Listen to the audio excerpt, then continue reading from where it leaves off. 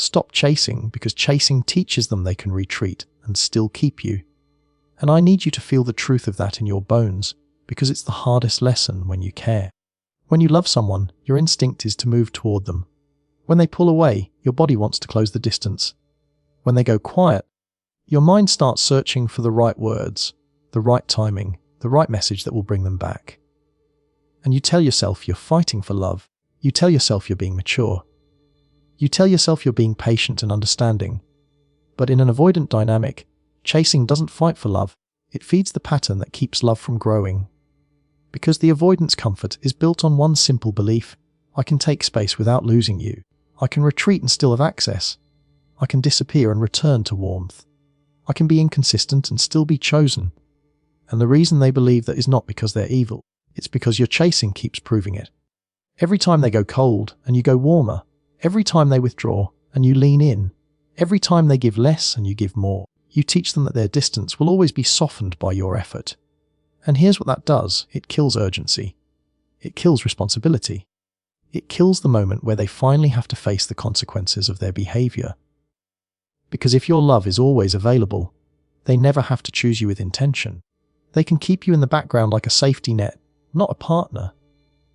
And you start living in a place that feels like a relationship, but functions like a waiting room. Chasing isn't just texting first. It's the energy behind everything you do. Chasing is checking your phone with a tight chest. Chasing is rewriting messages so you don't scare them off. Chasing is apologizing for your needs. Chasing is lowering your standards to keep the peace. Chasing is staying quiet about what hurts you because you're afraid they'll leave. Chasing is trying to be the perfect version of yourself so they finally stop pulling away. And the most heartbreaking part is, chasing makes you smaller, not because you're weak, but because you're scared. And fear creates a love that feels like work. So when I say stop chasing, I'm not telling you to become cold. I'm telling you to stop making your love a cushion for their avoidance. I'm telling you to stop turning their distance into your responsibility. I'm telling you to stop rescuing them from the feeling of losing you, because that feeling, that discomfort, that is often the only thing that wakes an avoidant up. Because an avoidant doesn't usually change because you explained your pain perfectly. They change when reality changes. They change when the dynamic stops rewarding retreat. They change when they feel that your presence is not guaranteed. And you can't create that while you're chasing, because chasing keeps the door open even when you say you're leaving. Every time you chase, you give them two things: relief and control. Relief because they don't have to face the discomfort of wondering if they lost you. Control because your pursuit proves they still matter. They still have access. They still can pull you. And when someone has relief and control, why would they grow? Why would they step up? Why would they face their fear? So the first keynote is a decision that hurts at first and heals later. You stop chasing. You stop offering immediate access to someone who is inconsistent. You stop filling the silence. You stop over-explaining. You stop negotiating your worth through effort. You stop being the one who carries the connection when they drop it. And your nervous system will fight you on this, because it will feel like loss. It will feel like you are letting go. It will feel like you are risking everything. But if you're honest, you've been risking everything already. You've been risking your peace. You've been risking your self-respect.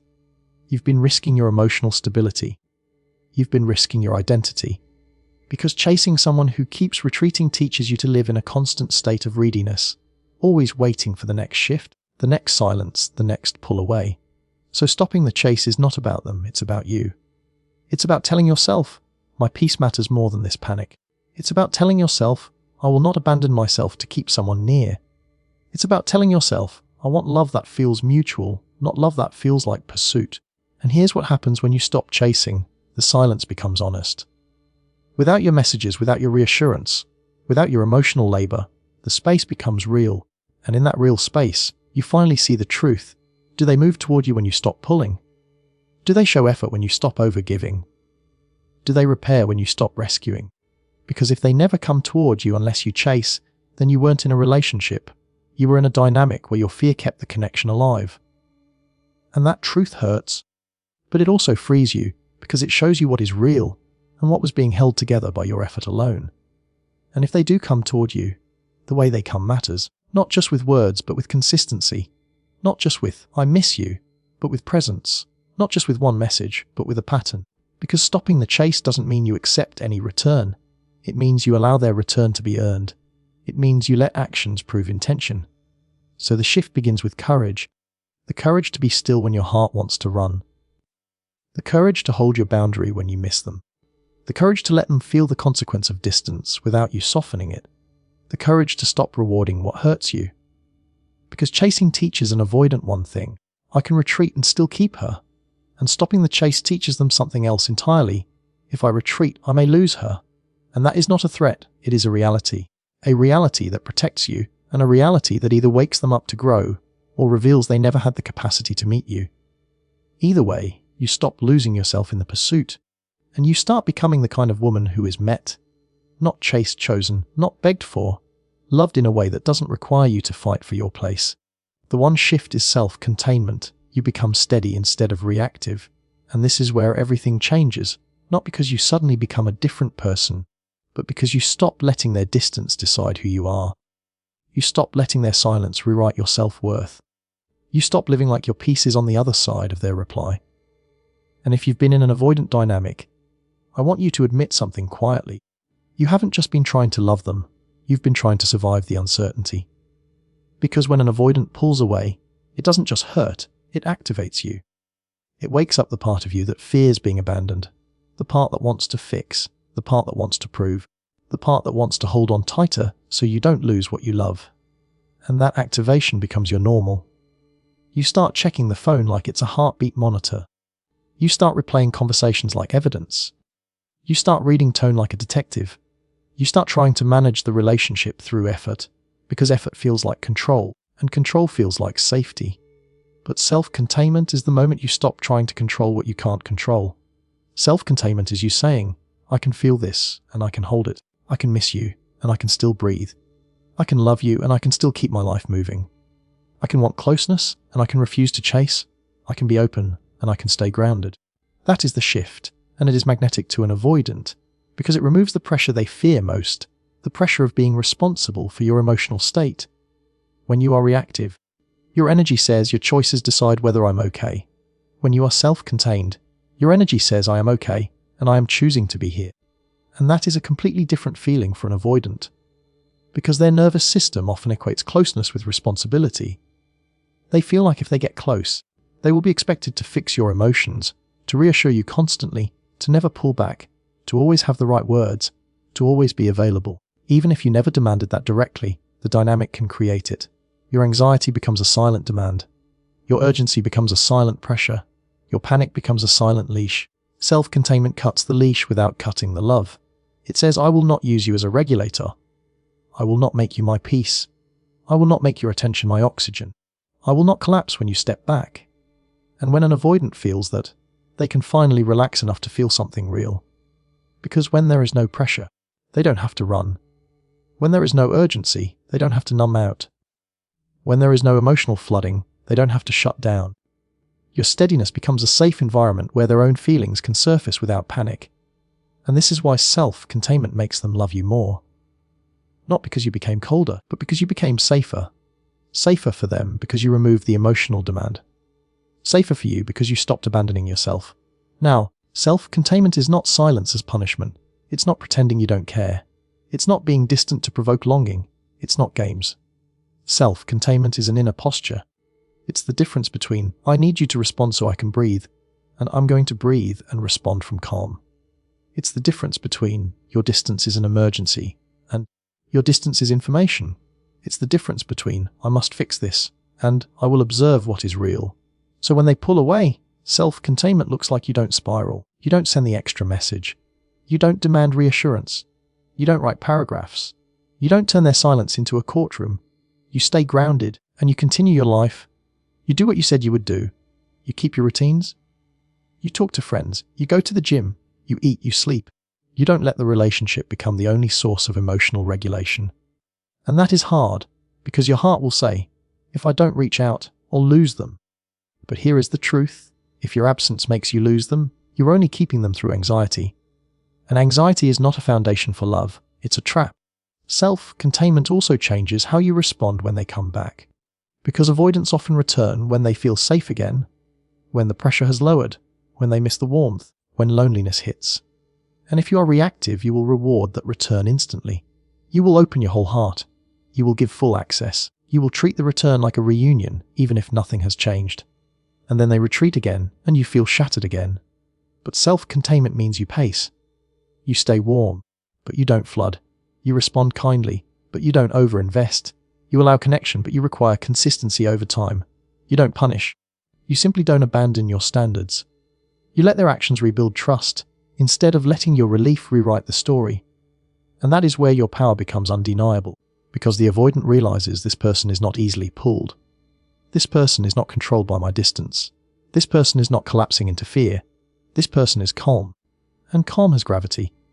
Calm is the one thing an avoidant can't manipulate, because it doesn't react the way they expect. They expect chasing, you don't. They expect anger, you don't. They expect punishment, you don't. They expect you to bend, you don't. You remain yourself, steady, warm, grounded, and that steadiness becomes the place they can't forget. It becomes the emotional imprint. It becomes the feeling their nervous system starts craving, the feeling of closeness that doesn't cost them freedom and doesn't cost you dignity. But I need you to hear the emotional truth beneath it all. Self-containment is not something you do to make them love you. It's something you do so you stop losing yourself. Because the greatest damage in these dynamics is not only that they pull away, it's that you chase and you disappear inside your own life. You forget your needs. You forget your worth. You forget your pace. You become someone who is always reacting. So the shift is you coming back to you. You becoming your own anchor. You becoming your own peace. You becoming your own home. And from that place, love becomes different. Love becomes a choice, not a chase. Love becomes mutual, not managed. Love becomes something you can offer without fear, because you are not offering it from a place of emptiness. You are offering it from a place of wholeness. And if an avoidant truly has the capacity to love, this is what allows it to grow. Not your urgency, not your effort, not your perfect words, your steadiness, your self-containment, your ability to hold your own emotions with dignity. Because when you stop being reactive, you stop feeding their fear. And when their fear stops being fed, love has room to breathe. Replace prove I'm worthy energy with match my pace energy. Because the moment you start proving, you start begging, even if you never say the word. Proving is the quiet desperation of trying to earn what should be given freely, consistency, effort, respect, and presence. Proving is when you feel them slipping and you do more. You become sweeter, you become easier, you become more understanding, you become less demanding, you become less yourself. Proving is when you turn your love into labor, because you're afraid that if you stop working, the connection will disappear. And I know why you do it. You do it because you care. You do it because you see their potential. You do it because you remember the moments when they were warm and present, and you think, that person is still in there. I just have to be patient enough, gentle enough, perfect enough to bring them back. But every time you try to prove your worth to an avoidant, you hand them the power to decide your value. You make their attention the reward. You make their consistency the prize. You turn love into a test you're trying to pass, and the moment love becomes a test, you lose your peace. Match my pace is the opposite of that. Match my pace is not a threat. It's not an ultimatum. It's not coldness. It's a standard you live. It's you saying with your behavior, I will not over-invest where I am under-received. I will not pour my heart into a container that keeps leaking. I will not run towards someone who keeps walking away. I am warm, I am open, I am capable of deep love, but I will not chase you into treating me well. This shift is emotional because it asks you to stop doing the thing that made you feel safe, which is proving. Proving feels like control.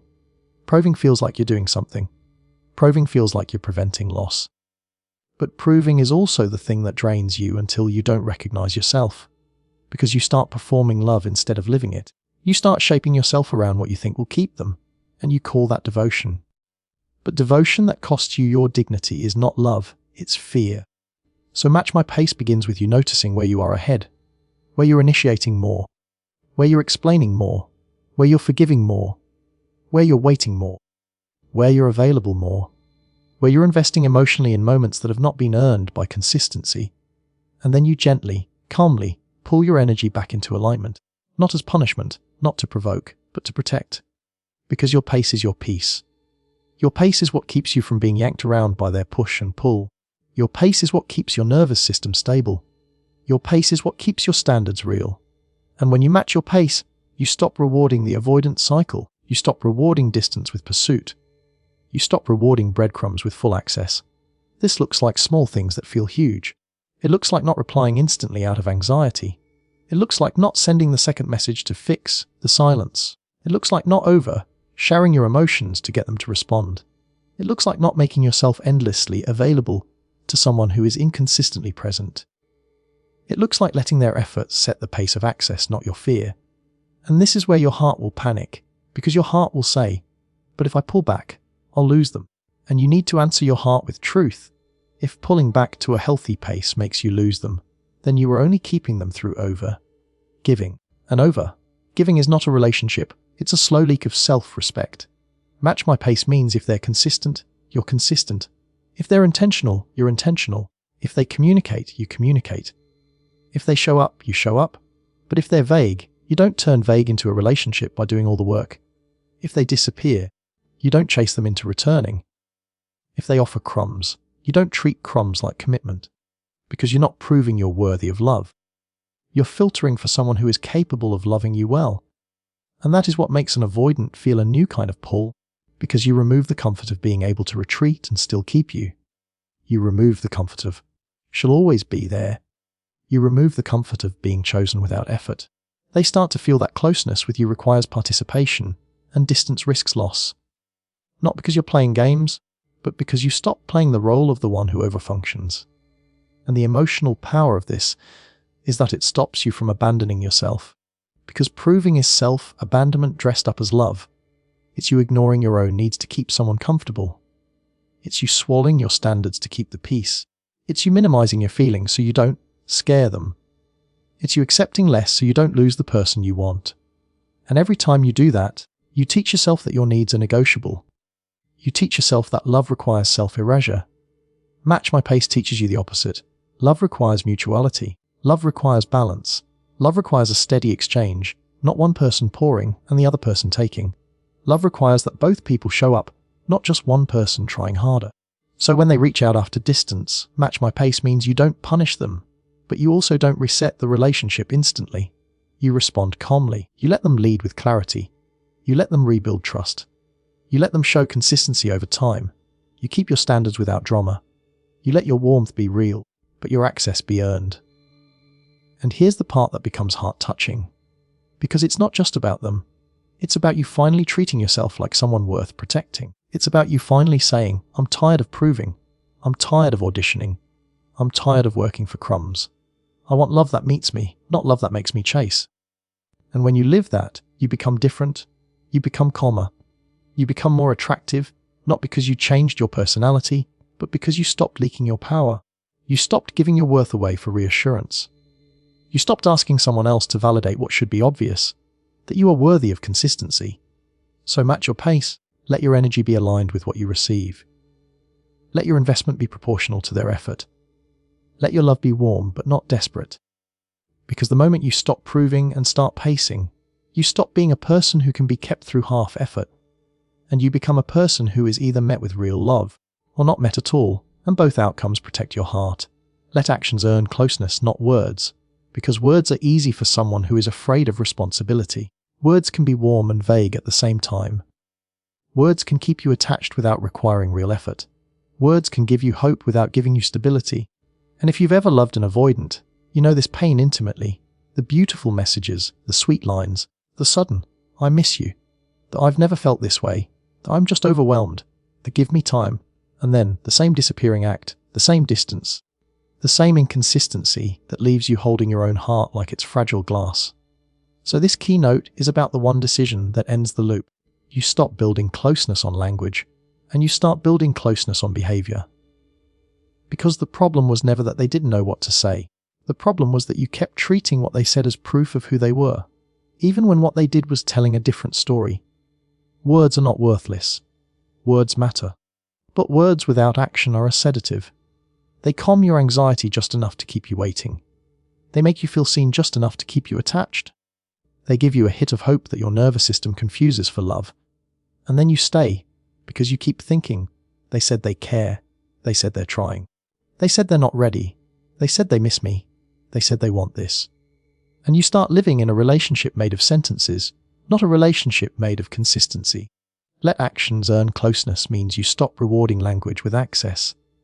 You stop giving your heart because they said the right thing. You stop offering full emotional intimacy because they sent one caring message. You stop treating a sweet moment as a turning point. You stop letting one text erase 3 weeks of distance. You stop letting promises replace patterns. Because an avoidant can say things in the moment that are real and still not have the capacity to maintain them. They can mean it when they say, "I miss you," and still avoid showing up. They can feel love and still be scared of intimacy.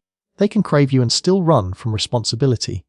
So if you want to stop chasing, you have to stop being hypnotized by temporary words and start being loyal to permanent patterns. This is where your standards become quiet but powerful. When they say, "I miss you," you don't melt. You don't punish either. You simply hold the line, "Beautiful, I hear you," and then you watch. Do they make a plan? Do they follow through?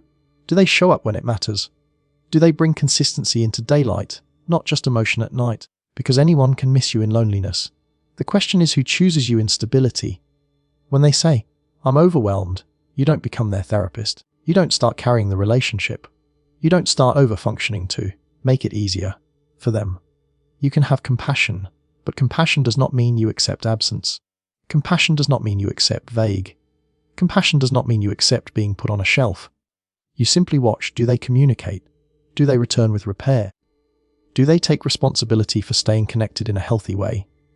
Because the difference between a person who is overwhelmed and a person who is avoidant is not the emotion, it's the accountability. When they say, "I'm not ready for a relationship," you don't bargain.